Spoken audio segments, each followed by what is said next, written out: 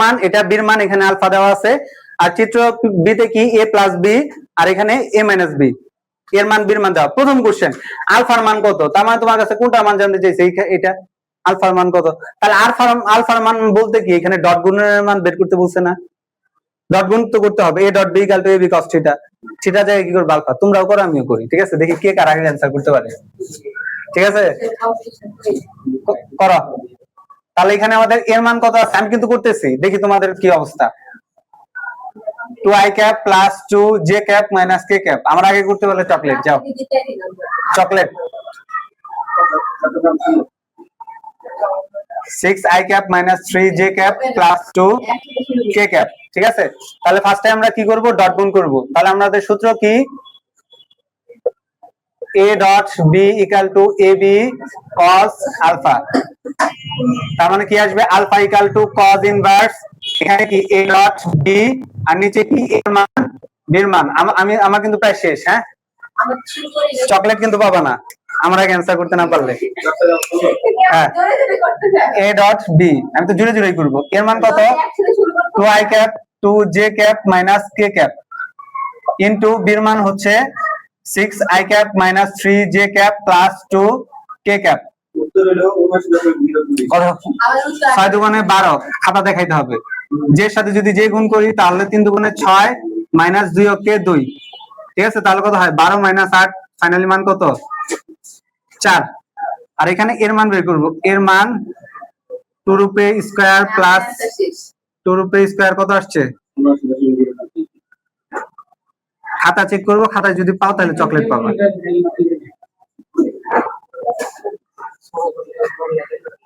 3 square plus 2 square, 2 দুগুণে 4 আর 1 4 4 sorry 2 দুগুণে 4 আর যদি 1 যোগ করি তাহলে কত হয়? 5। এখানে 4 4 8 আর এখানে 9, 9 তো, তার মানে 3, আর এখানে 6 6 36 আর 3 3 9, কত হয়? এর মানটা কত আসছে বলো? 36 প্লাস 9 প্লাস 4 49, তার মানে 7। বসাই দাও। cos inverse a dot b এর মান কত আসছে? 4, আর a আর b এর মান কত? এখানে 3, আর এটার মান কত? 7। ফাইনালি কত আসছে মান? স্যার উত্তর দেখেন কেন স্যার? এটা চিটিং স্যার। ক্যালকুলেটর করো। আপনি করেন। হাই রে, ঠিক আছে। শিফট cos ইনভার্স স্যার শেষ 4 7 শেষ না, অঙ্ক শেষ। 3 7 21 কত হয়? স্যার শেষ। দেখো 79.01। এই দেখো তোমাদের আগে আমার শেষ। কেউ পাইলা না চকলেট। এই দেখেন স্যার আমি করছি। আচ্ছা তুমি মনে করে তাহলে একটা চকলেট নিও, আমার আগেও যদিও শেষ করা নাই, শেষ করছি। ঠিক আছে? এটাই অ্যানসার, বুঝতে পারছো?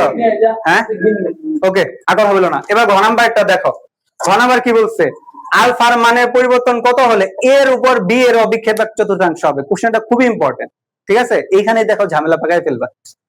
এর উপর বি এর অভিক্ষেপ কত থাকবে? 1/4 হবে। এটা করার আগে তোমাকে আগে জাস্ট ঠান্ডা মাথায় চিন্তা করতে হবে অভিক্ষেপ জিনিসটা কি। ধর এর উপরে বির অভিক্ষেপ যদি থাকে, আমরা কি শিখছিলাম? যার উপরে অভিক্ষেপ থাকবে সেটা কি হবে? cos থিটা হবে। তাহলে এখানে দেখো তো কার উপরে অভিক্ষেপ দেওয়া? বির উপরে অভিক্ষেপ দেওয়া, তার মানে হ্যাঁ করো, তার মানে কি হবে? B cos theta. এটা কিন্তু ডট, মানে অভিক্ষেপ আর কোণ প্রায় কিন্তু সিমিলার, কোণ নির্ণয় মানে a dot b equal to ab cos থিটাই হবে। জাস্ট অভিক্ষেপের বেলায় কি চিন্তা করতে হয়? যেটার অভিক্ষেপ বলছে সেটা কি হবে? cos থিটা হবে। বাকি মানগুলা কি লাথি দিয়ে আরেক পাশে পাঠিয়ে দিবা, শেষ। ওকে, তাহলে দেখো সূত্র কিভাবে কি করবা? a ডট, যেহেতু মান দুইটা আছে তাহলে a dot b equal two কি করব? ab cos theta. আচ্ছা এটা কোনটা করতে হবে? ঘ নাম্বার করতে হবে তো মনে হয়।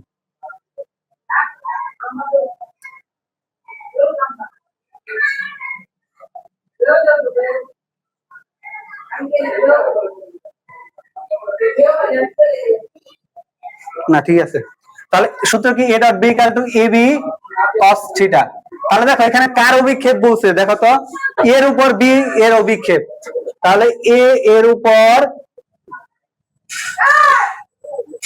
b এর অভিক্ষেপ, তাহলে b এর অভিক্ষেপ যদি বের করি তাহলে এখানে কি হবে? শুধু b cos থিটা বাম পাশে থাকবে আর বাকিটা কি ওই পাশে পাঠিয়ে দিব।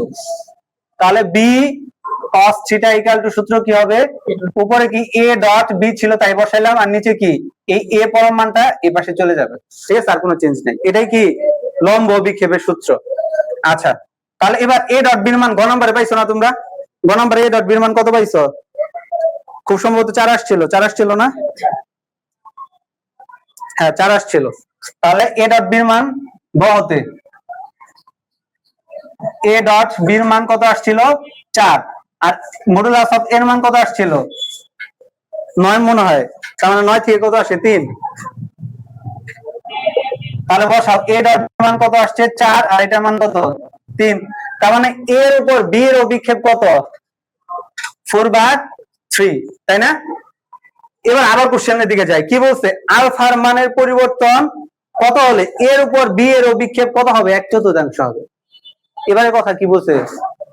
ফার্স্টে এর উপর বি এর অভিক্ষেপ বলছিল, এই জন্য আমি এর উপর বি এর অভিক্ষেপ বের করছি, সেটা মান কত আসছে? 4/3। এরপরে তোমার কাছে কি আবারও আলাদা আরেকটা কোশ্চেন ছুড়ে দিছে, এটা তাহলে থিটা না, এটা আলফা হবে। কি কোশ্চেন ছুড়ে দিছে? যে এর উপর বি এর অভিক্ষেপ 1/4 হবে কি, এটা জানতে চাইছে। তাহলে অভিক্ষেপ কত মান জানতে চাইছে? 1/4 হবে কিনা সেটা জানতে চাইছে, তাই না? তাহলে দেখো এটা এখন কি করবা, উইনো দরকার নাই, ডাইরেক্ট লেখো। সুতরাং b cos theta equal to মান কত ছিল? 4/3। এটা লেখো প্রশ্ন মতে।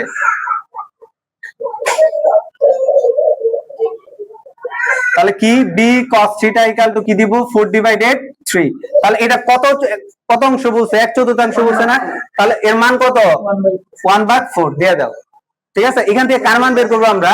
আলফার মান বের করবো, কারণ তোমার কাছে জানতে চাইছি তো আলফার মানের পরিবর্তন কত হলে এর মান 1/4 হবে।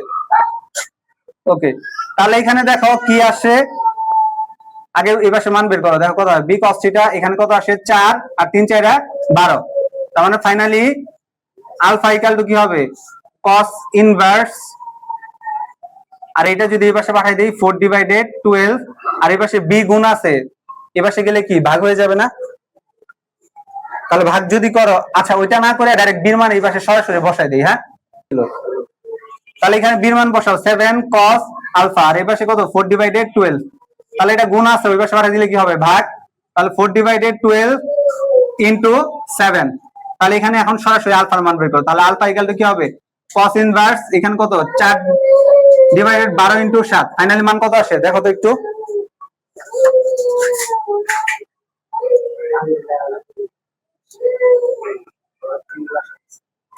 87.27 ডিগ্রি।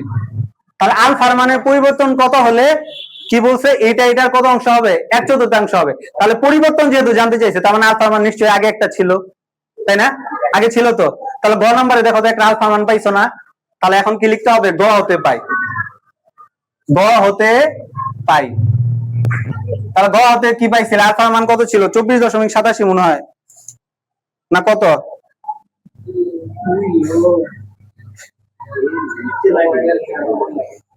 আলফার মান কত ছিল?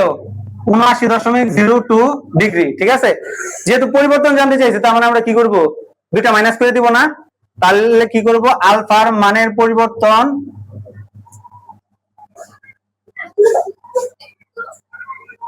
সমান কি করব? দুইটা মাইনাস করে দাও। তাহলে এটা আলফা ধরছো, এটা কি ধরো? Alpha prime. তাহলে বড়টা থেকে ছোটটা মাইনাস আলফা প্রাইম। আলফার মান কত? 87.27 ডিগ্রি, আর এটার মান কত আসতেছে? 79.02 ডিগ্রি। তাহলে দুইটা যদি মাইনাস করে দাও কত আসে আমাদের মান? 8.27 ডিগ্রি। এটাই আমাদের কি অ্যান্সার। তার মানে আলফার মানের পরিবর্তন 8.27 ডিগ্রি যদি হয়, তাহলে এর উপর বির অভিক্ষেপ কত হবে? 1/4 হবে। বুঝতে পারছো কোশ্চেনটা? ইম্পর্টেন্ট কিন্তু। সো দেখো একবার